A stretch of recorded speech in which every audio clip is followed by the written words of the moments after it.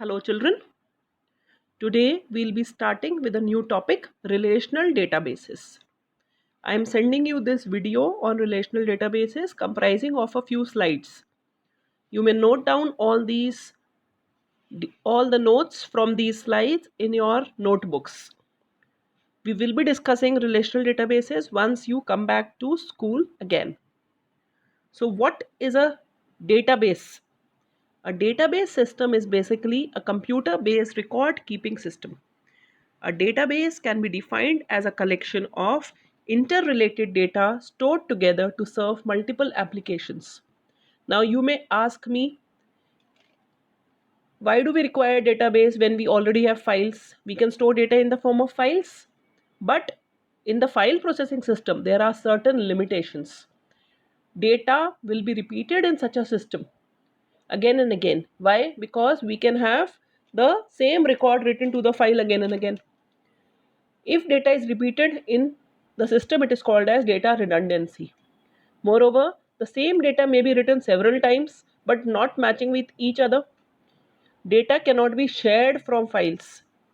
These are some of the disadvantages of file processing system.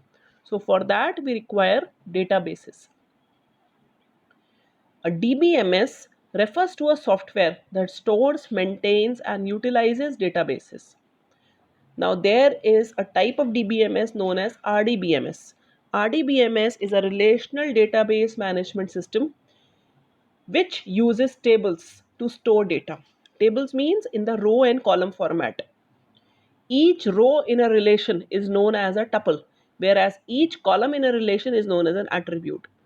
A row in a table represents a relationship amongst a set of values. Now, the various components of a table are field, record, table. The smallest data item in a table is called as a field. It represents only one type of information. A record is a named collection of data items which represents a complete unit of information. A table is a named collection of all occurrences of a given type of logical records. That means when all records are stored together, it forms a table. Let us have a look on this table, suppliers. This is a table in row and column format. The headings, sub number, supplier name, status and city. These are the fields also called as data items.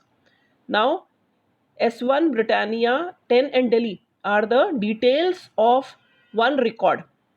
So this is the details of one supplier. So it is called as a record. A collection of such records for various suppliers is known as a table. So this is a table in which the column headings will be called as fields and each row will have the details of one particular supplier. This is how a table is made. Now there are certain terms used in relational database management system. The first is relation. A relation is a table where data is arranged in row and columns. In a relation, in a particular column, all items are of the same kind. For a row, each column has an atomic value. All rows of a relation are distinct. Each row is uniquely identified by its contents.